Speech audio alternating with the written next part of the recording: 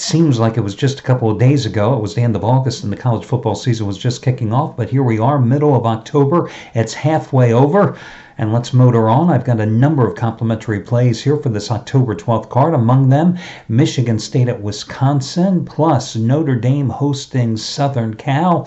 I'll get to them in just a moment. A couple of key games, though, I want to talk about quickly in regards to the two most critical factors that I always consider when handicapping a college football card, the letdown and the look ahead. As I always like to tell you, remember, you're investing money on teams that are comprised of 17 to 22-year-old kids. So they are always going to be affected by those two situations. And I think there are two games that stand out most on today's hectic card, and those would be Texas Tech and Baylor and the Cincinnati-Houston game. Cincinnati coming off a big win, probably their biggest in the last 3 or 4 years, knocking off Central Florida at home. And now today they find themselves at Houston. Are they more than 7 points better than the Houston Cougars? A team that seemingly is tanking it? Absolutely.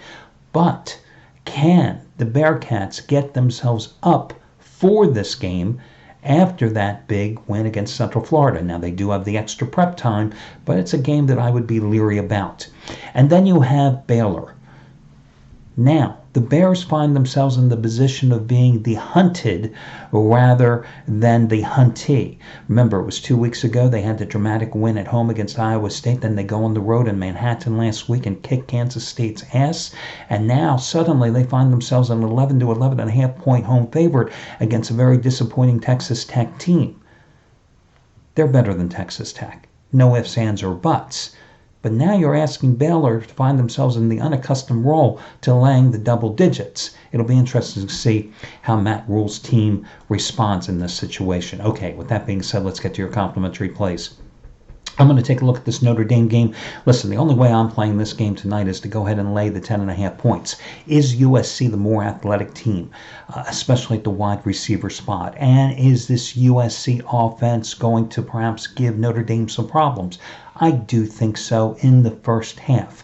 But I think ultimately that time of possession will work in favor of Notre Dame, as the Irish will simply wear down that USC defense that has been unable to get consistent stops throughout the first half of this season.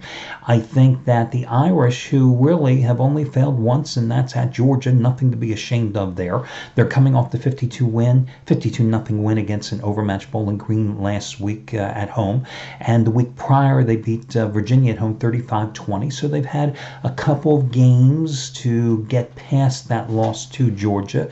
Meanwhile, USC coming off a bye that was preceded by that 28-14 loss at Washington.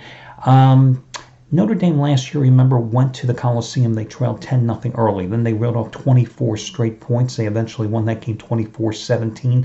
They did not cover. It's interesting to note in this series, the home team has reeled off 6 straight ATS wins. USC has only covered 3 times. The last 16 times, the Trojans have been a road dog, and I think that negative trend continues here today. Again, I think Notre Dame pulls away, dominates the time of possession in the second half, and uses its defense to stifle USC in the second half of the contest and get that win and cover.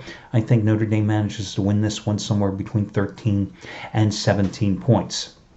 The next game, you've got a Wisconsin team that's already pitched 3 straight shutouts, capping a 5-game homestand with homecoming at Camp Randall today, laying 10 points against a Michigan State team that finds itself on the road for a second straight week, 3rd time in 4 games. Of course, a Michigan State team that just had its asses kicked last week in Columbus by Ohio State.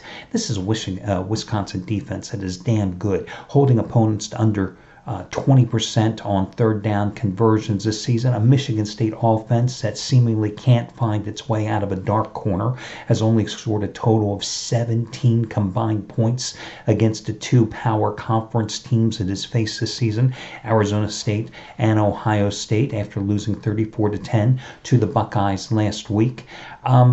Listen, this Wisconsin team, I still have some questions about the Badgers offensively, because although they have gotten some very nice, steady quarterback play, it is still a Wisconsin team that is built around Jonathan Taylor. which is not a bad thing when that guy's averaging 7.2 yards per carry. But the Badgers are for real defensively. And until I can see Michigan State doing anything offensively, I've got to go against the Spartans. And I know the Spartans have a good a good defense. And that defense was riddled by Ohio State last week. But let's remember, the Buckeyes had a very dynamic offense. Wisconsin does not. And that's why I have a little trepidation about laying the 10 points in this spot. But I will give Wisconsin the benefit of the doubt. And I'm a guy that loves buying the half point down for insurance at 3, 4, 7, and I always say sometimes 10 points. If you're betting this game and you have Wisconsin at 10, 10 and a half, I am absolutely buying down the half point in this situation. It's one of the rare times I will do so when the number crosses 10, but I think it demands so in this case because of Wisconsin's iffy offense. So I would go Wisconsin and buy the hook here. Tulane, a 34-point favorite at home today. Who would have guessed, right? We'd be talking about Tulane laying 34 points a year and a half, 2 years ago. But the Green Wave have suddenly turned into quite a little contender there in the AAC. And this is their lone home game in a 5-game stretch. They won their previous home AAC outing by taking on Houston and taking care of them. This is a team that gets the job done on the ground, averaging 283 rushing yards a game. That's 6th in the nation. Do you know they are 1st in the nation in red zone offense? I mean, if I had not told you that and I posed you that question a la Jeopardy style, you never would have guessed. The answer would have been, who is Tulane, right?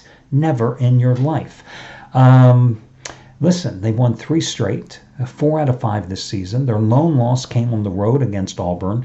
The only thing I am concerned with here, and I held this back from the look-ahead situation earlier, is their next 2 games at Memphis and at Navy. But then again, you have to consider the quality of competition today. You have a U.Conn team that's coming off a 48-22 home loss to South Florida. That's a South Florida team that had lost 9 straight games and is coached by Charlie Strong. Do I have to say anything more? A U.Conn team that has allowed at least 31 points in all 4 of its losses since opening the season with a 3-point win against Wagner. A Wagner team they were favored to beat by 23 points, okay? U.Conn is allowing 38.5 points a game this season. U.Conn has failed to cover in 13 of its last 16 games. So what the hell? Might as well lay the points with Tulane in this one and lay the 34. One more game to talk about here today, and that is going to be Navy -1 in this spot today against Tulsa. Another game that I held back from talking to you originally because both of these teams are coming on very interesting results last week. Navy led by double digits at home against Air Force in the 4th quarter. Blew the lead, then came back, took the lead, and eventually won the game 34-25 in the final 3.5 minutes. Tulsa, and am I well aware of what Tulsa did to me last week, because I, of course, had SMU at home, undefeated, 5-0, laying 13 points against Tulsa. Tulsa takes a 30-9 lead into the 4th quarter and loses the game at SMU in triple overtime. How does Tulsa rebound from that loss? Forget about the fact they're playing at home. How do the Golden Hurricane rebound from that loss? Well, Navy, since joining the AAC, has won and covered all 4 games in this series. They've averaged like 385 yards in the ground in those 4 meetings. They've won those games by an average of 11 points. But here's the thing. Navy has lost, and let me just double check this. Navy has lost 14 consecutive games outside of Annapolis. And you're asking them to win this road game. I think Navy can win this road game today because this is a team that's 4th in the nation in time of possession because of that triple option attack, holding onto the ball for a little over 35 minutes a game. This is a Navy team that's covered 7 of its last 8 games. This is a Navy team that's 11th in the nation in 3rd down defense, holding opponents to 26%. This is a Tulsa team that has been unable to generate any type of sustained ground game this season. They're only averaging like 2.6 yards per carry. And again, this is a Tulsa team that's coming off such a devastating loss at SMU last week. So again, repeating the complimentary plays, and if I had to rank them, let's do that right now. The games that I talked about, I like Notre Dame a lot. I like Navy a lot. Those would be my top two selections. I would take Wisconsin in that second tier, and Tulane, because obviously I'm laying 34 points, would be pick number 4. That's how I like them. Good luck to you all, and talk to you again on Sunday when we do this again. Good luck, everyone.